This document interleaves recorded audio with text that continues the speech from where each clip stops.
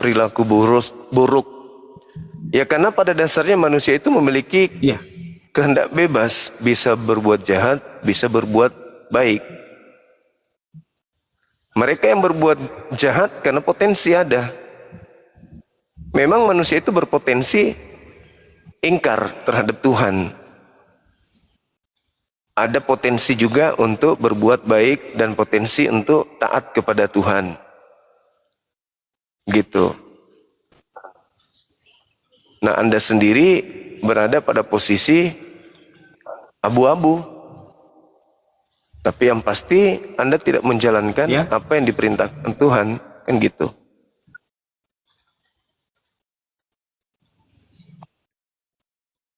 Saya menjalankan apa yang orang itu tidak merugikan orang. Itu kan yang ditakut ini itu perbuatan buruk. Perbuatan buruk itu termasuk tidak menyembah Tuhan. Kok enggak sih? Ya buktinya Anda kan tidak tahu apa agama Anda kan. Itu perbuatan buruk. Sama seperti monyet juga tidak berbuat jahat. Kalau saya bilang agama saya. Halo, wassalamualaikum Bang Juma. Ya. Waalaikumsalam. Salam kenal Bang, saya dari Banten. Dari mana? Abang tahu? Saya lagi ngobrol, Abang. Tidak berbuat. Saya lagi ngobrol, Bang. Tolong dari mana? Sedikit punya etika. Saya katakan bahwa monyet juga berbuat baik. Monyet juga berbuat baik. Standarisasi monyet. Monyet tidak pernah bikin kekacauan. Apakah boleh saya katakan bahwa Anda dengan monyet itu sama? Nah, itu mulut Abang udah tidak bagus ngomong kayak itu. Saya kan bertanya. Kok Abang berpikir Abang ini orang yang terkenal? Loh, kenapa Anda tersinggung? Ikannya kayak gitu, etnya kayak gitu. Gimana? Saya bertanya. Kan Anda mengatakan standar hidup Anda berbuat baik. Nah, itu Anda merasa. Anda mengatakan standar Anda berbuat baik. Saya katakan monyet juga berbuat baik. Boleh enggak saya katakan bahwa Anda itu sama seperti monyet, sama-sama bisa berbuat baik, kan gitu. Jawabannya, apakah boleh dalam agama ini mengata atau ngomong jelek-jelek? Saya tidak menjelekkan Anda. Keburukan orang. Saya tidak mengatakan Anda monyet, meskipun mirip. Saya mengatakan monyet juga berbuat baik, standar monyet. Anda di dalam keyakinan saudara yang penting Anda berbuat baik. Kalau abang mirip standar Musa.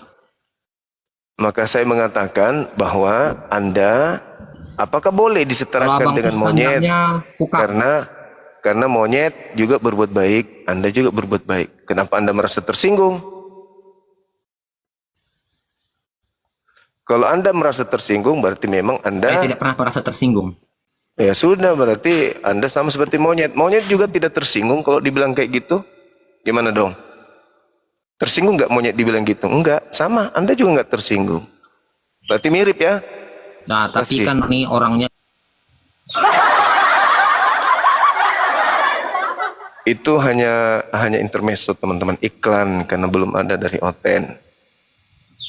Halo, selamat siang. Selamat siang, Bang Juma. Siang juga, saudara. Dari mana? Protestan, Katolik? Protestan, Bang, Protestan. Protestan. Oke, mungkin bisa menjelaskan ke kita di sini yang dinubuatkan oleh Tuhannya Yahudi di Ulangan 18:18 itu kenanya kepada siapa? Menurut Abang. Silakan, Bang. Wih, saya belum tahu pula apa isi Ulangan 18 ayat 18 ini, Bang. Belum baca. Barusan saya lihat Abang live, terklik saya bergabung. Di situ diterangkan, ya, aku akan mengutus seorang nabi di tengah-tengahmu, di antara saudara-saudaramu, sama seperti Musa. Aku akan menaruh firmanku di mulut nabi tersebut. Barang siapa yang tidak mendengarkan perkataan nabi tersebut, akan aku mintai pertanggungjawaban. Aku akan mengutus seorang nabi yang sama seperti Nabi Musa. Nah, menurut saudara, nabi yang sama seperti Nabi Musa itu siapa?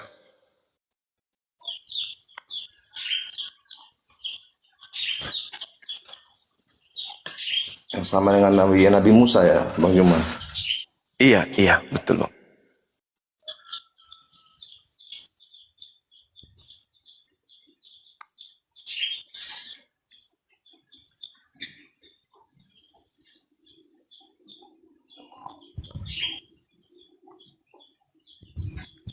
Yang sama dengan Nabi Musa. Siap.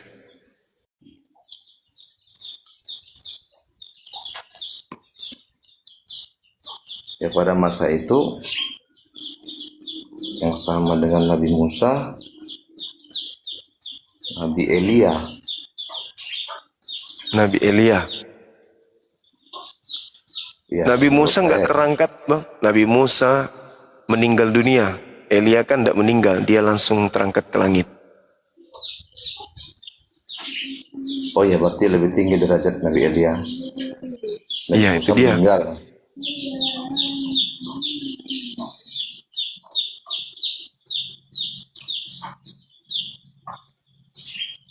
Berarti yang sama dengan Nabi Musa pada masa itu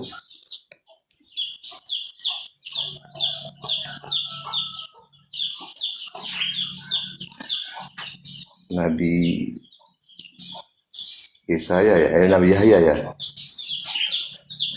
Nabi Yahya, Yohanes Pembaptis. Yohanes dibunuh Bang. Nabi Musa nggak dibunuh. Iya. Oh iya. Kita sapa dulu teman kita. Halo, selamat siang.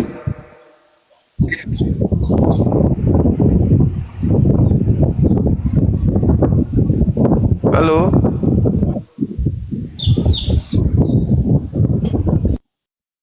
Jadi menurut Teman pemahaman Bang Edi, menurut pemahaman Bang Juma gimana? Sebenarnya gini, latar belakang tema ini diangkat karena saudara-saudara kita Kristen, kebanyakan mereka berpandangan bahwasanya Nabi yang sama seperti Nabi Musa itu adalah Yesus. Tapi saya melihat itu sangat timpang karena Yesus kan menurut saudara Kristen jelmaan Tuhan. Ketika jelmaan Tuhan disamakan dengan yang bukan jelmaan Tuhan, itu pemaksaan. Artinya bahwa ketika Yesus ini dikatakan Tuhan, maka ketika dia sama seperti Musa, berarti Musa pun adalah jelmaan Tuhan, inkarnasi Tuhan. Nah, ini makanya saya katakan tidak relevan. Yesus disalib, Musa enggak disalib. Musa membawa kaumnya, menyelamatkan kaumnya Bani Israel dari perbudakan Mesir. Yesus enggak. Jadi kesamaannya itu terkesan dipaksakan. Satu Nabi, satu Tuhan. Itu dipaksakan sekali. Artinya bahwa ketika ada tertulis di dalam kitab Musa, Ulangan 34 nomor 10, tidak ada lagi nabi yang bangkit di tengah-tengah Bani Israel yang sama seperti Musa. Maka nabi yang dinubuatkan ini itu sudah bangkit, sudah ada sebelum Yesus ada. Karena tidak ada lagi nabi yang sama seperti Musa di tengah-tengah Bani Israel. Berarti Yesus tidak masuk di dalamnya. Begitu saudara. Jadi saya hanya ingin mendengarkan dari saudara kita Kristen yang belajar gitu, yang mendalami, yang sekolah STT, lulusan STT, yang bisa menjelaskan ini. Maksud saya Bang Juma, Siap. pemahaman saya, artinya Yesus itu kan sudah ada sebelum dunia ada. Nah, berarti tidak sama Musa. Berarti Semakin sebelum enggak. ada Musa, udah ada Yesus. Itu sepengetahuan saya Bang Juma. Iya. Karena di kami dinyatakan ada itu tertulis kalau nggak salah di Yohanes, pada mulanya ada firman, dan firman itu bersama-sama dengan dia. Sahabat Dharma Wulung. Makasih. Iya, maksud saya kalau ketika Anda mengatakan bahwa Yesus ini ada pada mulanya firman, Berarti nggak sama dengan Musa kan? Karena Musa tidak begitu. Ya, artinya setahu saya Bang Juma, Musa itu kan manusia. Memang Yesus juga manusia, tapi yang dinubuatkan untuk menebus, dinubuatkan turun ke bumi untuk menebus dosa manusia. Nah, berarti nggak sama dengan Musa. Musa nggak. Beda berarti Bang.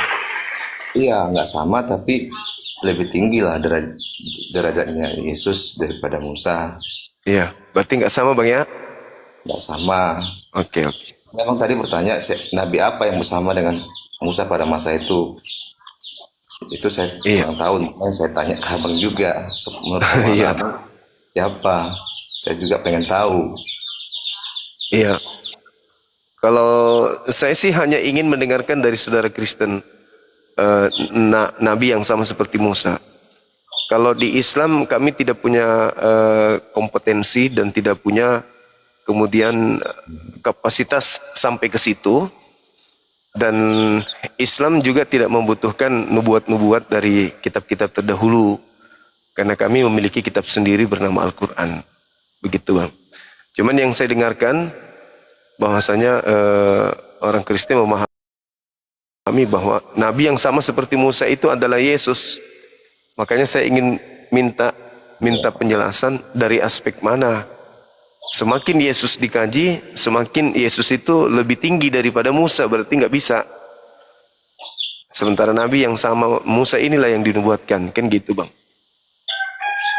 Iya, kalau bagi kami Bang, Yesus itu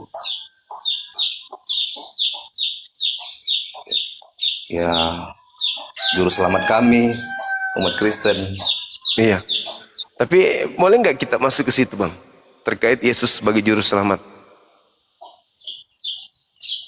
Ya boleh-boleh aja Bang. Artinya kan Oke. kita ini kan orangnya yang Iya. toleransi. Baik, baik. Bisa nggak dipahamkan ke saya bagaimana seorang utusan Tuhan untuk Bani Israel yang kemudian sebagai juru selamat untuk Bani Israel kok bisa diklaim juga oleh Kristen sebagai juru selamat Kristen? Apakah Yesus memang pernah mengajarkan dirinya adalah juru selamat untuk di luar Yahudi?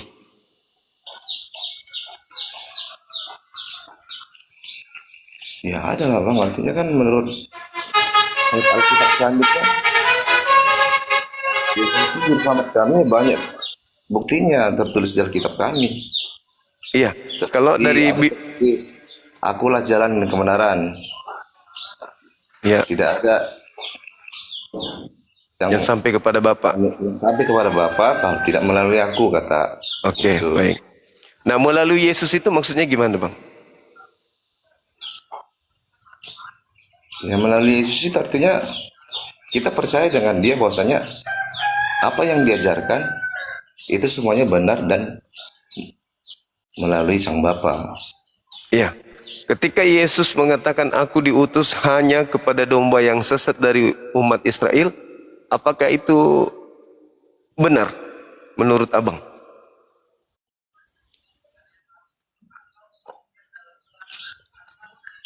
Ya iyalah Bang, benar lah Bang. Berarti Yesus bukan untuk bani lain, kalau itu benar. Iya Bani Israel, Bani Yahudi, Bani semua lah Bang, umat manusia. Tapi dia mengatakan hanya Bani Israel. Oh enggak, ya seperti yang saya bilang tadi Bang, akulah jalan kebenaran. Artinya Iya. bukan hanya untuk Bani Israel Bang. Artinya gini, ketika saya berpidato nih Heeh. di depan banyak orang, Iya. lantas saya mengatakan seluruh manusia, seluruh bangsa, seluruh orang harus percaya kepada saya. Apakah maksudnya itu seluruh luar negeri segala macam, atau itu hanya kepada orang-orang yang ada di situ sebangsa dengan saya? Karena Yesus lebih awal kan mengatakan, aku diutus hanya kepada domba-domba yang sesat dari umat Israel. Kan disebutkan. Jadi ketika setelah itu, sahabat Dharma Wulung, syukran. Ketika setelah itu dia mengatakan, akulah jalan, akulah kebenaran, akulah hidup. Tidak ada seorang pun, seorang yang dimaksud di sini siapa? Kan aku hanya untuk Bani Israel. Tidak ada seorang pun yang sampai kepada Bapa tanpa melalui aku. Seorang di sini siapa? Kan tadi dia mengatakan, aku hanya diutus kepada domba-domba yang sesat dari umat Israel. Seorang ini Bani Israel atau seorang ini semua orang?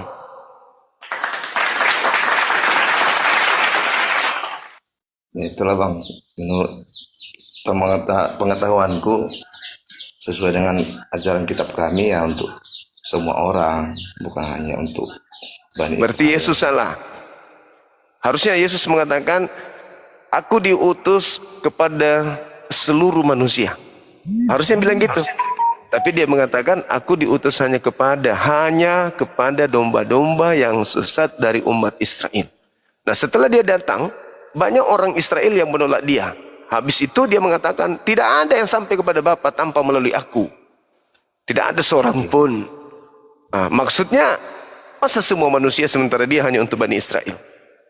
Hanya saja, kita yang di luar Bani Israel, bisa saja mengklaim karena ucapan Yesus itu. Karena Yesus mengatakan, akulah jalan, akulah kebenaran, akulah hidup. Tidak ada yang sampai kepada Bapa tanpa melalui aku. Bisa kita masuk ke situ, tetapi apakah cakupan bahasa Yesus itu juga untuk kita atau bukan? Nah, kita perlu pendalaman materi terhadap misi kedatangan Yesus itu sendiri. Karena saya dikagetkan dengan dalil Matius 7, 22, 23. Pada hari terakhir nanti banyak orang berseru kepadaku, Tuhan, Tuhan Yesus, bukankah kami bernubuat pakai namamu, bermujizat pakai namamu, mengusir setan pakai namamu? Pada saat itulah aku Yesus akan berterus terang kepada mereka, enyahlah daripada aku tidak mengenal kalian, kalian adalah pembuat kejahatan. Nah, ini dalam pemikiran saya, yang diusir ini adalah mereka yang mengklaim pengikut Yesus dikarenakan salah mentafsirkan pengakuan Yesus. Akulah jalan, akulah kebenaran hidup, tidak ada seorang pun. Seorang di sini mereka libatkan diri mereka, padahal seorang yang dimaksud adalah Bani Israel saja. Maka Yesus mengatakan, aku tidak mengenal kalian. Padahal tiap harinya mengusir setan pakai nama Yesus, bermujizat, bernubuat pakai nama Yesus. Tapi Yesus mengatakan, aku tidak mengenal kalian. Nah, dari sanalah saya menyimpulkan bahwa saudara-saudara kami Kristen ini akan diusir karena Yesus memang hanya untuk kaumnya Bani Israel.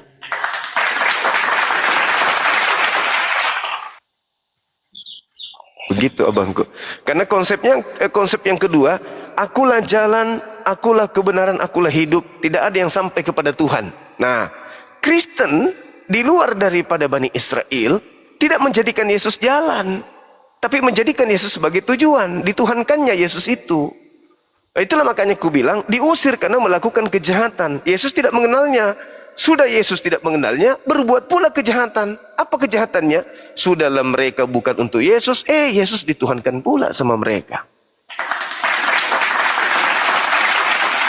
Artinya gini Bang Juma. Silakan Bang. Ya, ini menurut pemahaman saya pula ya kan. Silakan. Ya, manusia yang ada di dunia ini pasti ada yang jahat, ada yang baik. Nah, jadi kan maksud tujuan daripada Yesus di sini menunggu kedatangannya yang kedua kali. Artinya manusia yang jahat itu masih ditunggu oleh Yesus untuk bertobat supaya kembali kepada jalan yang benar. Oleh siapa? Oleh Yesus menurut ajaran kami itu Bang itu. Oke, baik Bang. Karena saya belajar Bible, kenapa Yesus datang kedua kalinya? Karena Yesus akan menjadi hakim. Kenapa dia diberi kuasa untuk menjadi hakim? Karena dia manusia. Itu. Karena dia manusia, maka Tuhan memberikan kuasa kepadanya untuk menghakimi. Saudara Elsa, syukran. Seperti itu. Nah, lalu ketika Yesusnya itu datang ke bumi, dia mengajarkan kepada kaumnya Bani Israel, aku hanya untuk Bani Israel. Segala firman yang aku sampaikan kepada kalian untuk membuktikan aku ini adalah Rasul utusan Tuhan. Yohanes 17 nomor 3, Yohanes 5 nomor 36, Yohanes 17 nomor 8. Aku datang dan akan datang untuk kedua kalinya sebagai hakim. Pola penghakimanku adalah Yohanes 12 nomor 48. Apa itu? Barang siapa yang menolak aku, tidak menerima firmanku, mereka sudah ada hakimnya, yaitu perkataan yang pernah aku ucapkan. Itulah perkataan yang akan menjadi hakim di akhir zaman. Jadi yang menjadi hakim nanti adalah perkataan-perkataan Yesus ketika Yesus melakukan penginjilan. Bukan perkataan orang-orang lain seperti Paulus, bukan. Tapi perkataan Yesus. Nah, seluruh perkataan Yesus ketika ia datang, saat ia datang, dia hanya mengatakan dirinya rasul, utusan Tuhan. Tidak pernah dia mengatakan, akulah Tuhan, sembahlah aku, nggak pernah. Tapi akulah utusan Tuhan untuk kaumku, Bani Israel, Bani Israel, Bani Israel. Dia datang kedua kalinya nanti menjadi hakim. Kenapa dia menjadi hakim? Karena adanya orang-orang di luar ajarannya yang mendudukkan dia sebagai Tuhan selain daripada Bapa Elohim. Makanya Yesus merasa malu. Loh, saya kok waktu di bumi 33 tahun tidak pernah terkontaminasi ajaran saya dengan ajaran pagan. Tidak pernah ajaran saya itu Trimurti, Tritunggal, Trinitas. Tidak pernah saya membatalkan Torah.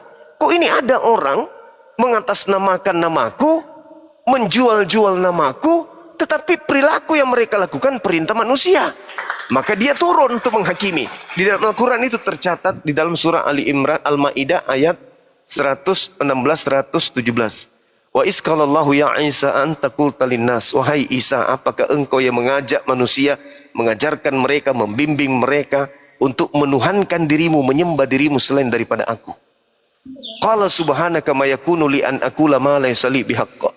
Maha suci engkau ya Allah, aku tidak pernah mengajarkan mereka untuk menuhankan aku. Aku hanya mengajarkan mereka, ma qultu lahum illa ma amartani bi ani ubudullah rabbi wa rabbakum. Sembahlah Allah Tuhanku dan Tuhanmu. Sema Israel Adonai Eloheinu Adonai Ahad. Itu seruan Yesus tuh di dalam kitab Markus 12 nomor 29. Bagaimana Yesus menyuruh kaumnya untuk menyembah hanya kepada satu Tuhan. Makanya dia turun kedua kalinya untuk menyatakan di depan Tuhan, bukan aku yang mengajarkan mereka ini, bukan. Ada yang mengajarkan mereka memakai namaku untuk menuhankan diriku, sementara Tuhan itu adalah yang mengutusku, bukan aku yang Tuhan. Makanya di dalam Matius 7 nomor 2223 itu, pada hari terakhir nanti banyak orang berseru memanggil aku Tuhan, bernubuat, mengusir setan, bermujizat pakai namaku. Pada saat itulah aku akan berterus terang kepada mereka yang menyembah aku, bermujizat pakai namaku, mengusir setan pakai namaku. Enyahlah daripada aku. Kalian semua adalah pembuat kejahatan, aku tidak mengenal kalian. Nah, satu-satunya kelompok manusia di bumi ini yang bermujizat, mengusir setan, bernubuat, memanggil Yesus Tuhan, itu hanya Kristen. Berarti yang diusir nanti oleh Yesus adalah Kristen. Itulah tujuannya dia datang untuk yang kedua kali. Untuk mensucikan nama dia di hadapan Tuhannya. Seperti itu, Bang. Yalah, kalau memang begitu juga pemahaman Bang Juma, itu Siap. juga nggak terpisahkan kan Bang Juma. Siap Bang, siap. Juga Betul. sebaliknya, kalau pemahaman Abang dengan saya berbeda, ya mari kita saling menghargai perbedaan, Baik. ya Bang. Betul Bang, betul. Benar sekali. Betul sekali. Oke, Abang masih ada yang ingin disampaikan?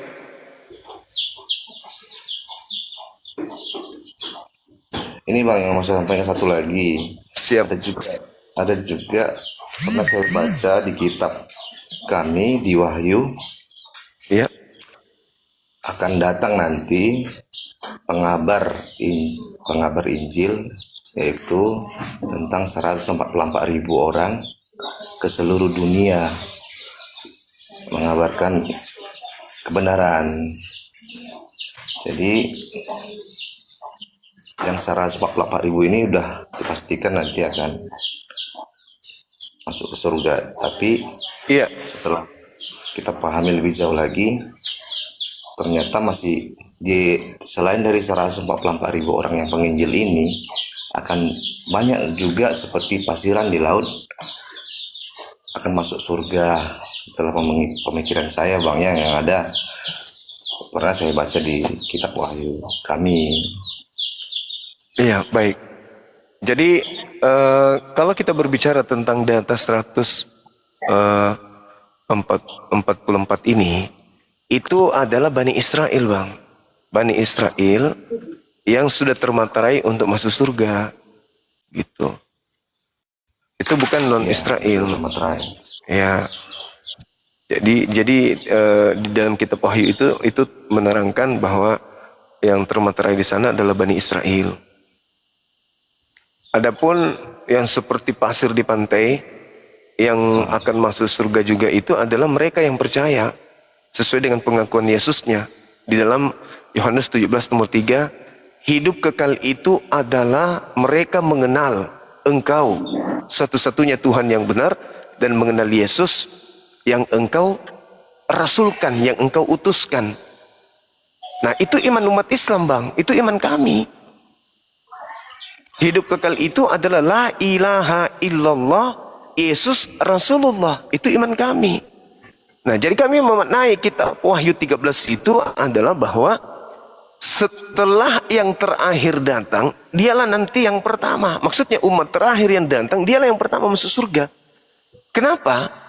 Karena Yesus sendiri membuka kunci. Diterangkan di dalam Yohanes 17 nomor 3. Hidup kekal. Hidup kekal itu kan yang kita kejar. Bukan kematian kekal, tapi hidup kekal. Nah, hidup kekal menurut Yesus adalah mengenal dirinya sebagai rasul utusan Tuhan. Nah, itu iman Islam. Kalau saudara kami Kristen, mohon maaf, memang orang Kristen ketika ditanya siapa Yesus itu, oh dia adalah rasul, dia adalah utusan Tuhan. Tapi prakteknya di gereja mereka menuhankan Yesus. Itulah yang dimaksud kemudian bahwasanya mengusir, melakukan kejahatan karena memakai nama Yesus tapi tidak menjalankan apa yang diajarkan oleh Elohim, Tuhannya Yahudi. Itu pemahaman saya, Bang. Jadi kata kuncinya menurut kami umat Islam, Yohanes 17 nomor 3. Hidup kekal itu adalah mereka mengenal dua. Yang pertama, mengenal Tuhan sebagai satu-satunya Tuhan yang benar, yaitu Eloah Abraham, Eloah Yismail, Eloah Isa, Eloah Yakub. Dan mengenal Yesus Kristus yang Engkau utus. Berarti Yesus harus dikenal sebagai utusan Elohim untuk kita memperoleh hidup yang kekal. Nah, itu saya tidak temukan di Kristen. Kristen memang mengakui Yesus itu utusan Tuhan, tapi embel-embelnya ada. Tetapi dia adalah Tuhan itu sendiri. Nah, di situ errornya. Karena lain di mulut, lain di praktek. Sementara Yesus dengan mudah sekali memberikan resep, konsep, kunci, rahasia masuk surga itu apa? La ilaha illallah Yesus Rasulullah. Dan itu iman Islam. Begitu, Bang, silakan. Pokoknya Bang Juma, saya mengimani bahwasanya Yesus itu adalah sang juru selamat kami. Oke, silakan Bang, itu hak abang. Iya Bang. Silakan. Ada lagi? Udah cukup Bang Juma. Oke. Makasih atas kesempatan yang diberikan ke saya, udah Iya. mengingatkan saya. Siap, Salam Bang, damai siap. Bang Iya. Juma ya. Sama-sama, Bang, sama-sama. Iya Bang, salam hormat Salam Bang. kenal. Iya, Bang, makasih. Dinda Diok boleh naik dulu, Dinda. Saya mau asar dulu, Dinda. Jadi teman-teman sekalian, kita menghargai ketika saudara kita Kristen mengatakan juru selamatnya adalah Yesus. Yesus Kristus adalah juru selamatnya. Kita hargai itu. Itu full. Itu full. Alhamdulillah. Bang Handi, Masya Allah, Barakallah Fik. Mila Aidin wal Faizin, Adinda semuanya kumpul di sini dulu. Saya mau ibadah. Saya bernarasi 2 menit, Insya Allah. Jadi ketika saudara kita mengatakan juru selamat mereka itu adalah Yesus Kristus, kita hargai. Kita hargai, kita tidak boleh mengganggu gugat itu. Tetapi sebagai apologet Islam harus paham bahwa memang ada selain Yesus anak Maria yang memakai nama Yesus Kristus. Untuk apa? Untuk menyesatkan banyak orang. Nah, sekarang untuk mengetahui bahwa Yesus Kristus yang menyesatkan banyak orang ini, apakah mengajarkan ajaran Elohim? Tentu tidak. Apakah mengajarkan ajaran Yesus anak Maria? Tentu tidak. Yesus yang palsu sudah pasti mengajarkan ajaran yang bertentangan dengan Yesus asli. Karena itu sudah dinubuatkan Yesus dalam Matius 24, nomor 4, nomor 5, nomor 24, Lukas 21, nomor 8, endingnya di data nomor 12-nya. Apa kata Yesus di situ? Yesus palsu akan menyesatkan banyak orang dengan memakai nama Yesus, bergelar Kristus. Tuh, jadi kalau saudara kita ada yang mengatakan juru selamatku adalah Yesus Kristus, sederhana kita mendeteksi itu. Yesus yang mana yang mengajarkan menyembah dirinya? Yesus yang mana yang mengajarkan makan babi? Yesus yang mana yang mengajarkan kemudian tidak bersunat? Yesus yang mana yang mengajarkan meninggalkan hukum Torah? Yesus yang mana yang mengajarkan 3 pribadi Tuhan? Yesus yang mana yang mengajarkan kemudian ibadah minggu? Yesus yang mana itu? Kalau Yesus anak Maria, no. Yesus anak Maria tidak pernah mengajarkan itu semua. Yesus anak Maria tidak pernah mengajarkan buku Lukas. Yesus anak Maria tidak pernah mengajarkan surah-surah Paulus. Yesus anak Maria tidak pernah mengajarkan kekristenan. Titik. Maka kalau saudara kita mengatakan saya pengikut Yesus, silakan. Tapi ingat, menurut Yesus anak Maria ada Yesus palsu. Nah, untuk mendeteksi itu tengok, Yesus ketika dia datang di tengah-tengah kaumnya Bani Israel, apakah dia Kristen? Apakah dia makan babi? Apakah dia ibadah minggu? Apakah dia tidak bersunat? Apakah dia menyembah Yesus? Apakah dia mengajarkan Tritunggal? Apakah dia mengajarkan kemudian merasulkan Paulus? Dan lihat kelakuan saudara kita Kristen hari ini yang mengaku pengikut Kristus. Apakah sama dengan kelakuan Yesus ketika datang sebagai anak Maria? Tidak sama. Yesus ke sinagoge, Yesus yang satu mengajak pengikutnya masuk ke gereja. Jadi itu adalah 2 Yesus yang berbeda. Saya kira begitu sementara. Saya ibadah, saya sholat asar sebentar aja. Karena tamu sudah mulai berkurang ya. Jadi enggak terlalu lama saya ibadah. Silakan Adinda dan juga akan aku lanjutkan visi misi kita untuk mencerdaskan anak bangsa. Teman-teman jangan kemana-mana. Saya hanya sejenak ibadah saja dulu. Yang di YouTube dan yang di TikTok silakan dilanjutkan. Assalamualaikum warahmatullahi wabarakatuh. Waalaikumsalam. Sebentar jika Anda sebentar. Warahmatullahi. Lanjut nanti. Iya. Saya di sini ada Kandio juga nih. Masya Allah. Saya setuju tuh dengan Oteng yang tadi. Mereka mengatakan Yesus juru selamatnya. Ya silakan saja. Kalau Yesus juru selamat Anda itu yang pernah disalib, terus kemudian menurut Paulus terkutuk di tiang salib, dikubur 3 hari, kemudian dia bangkit. Ya kalau itu juru selamat Anda silakan, nggak apa-apa. Tapi kalau Yesus anak Maria itu tertulis di Matius 15:24, ya Banyu mau udah jelaskan tadi, khusus untuk Bani Israel, menyebut bangsa. Kan dia ngertilah Bani artinya apa ya, kan dia ya bangsa. Jadi Yesus itu khusus bangsa Israel saja.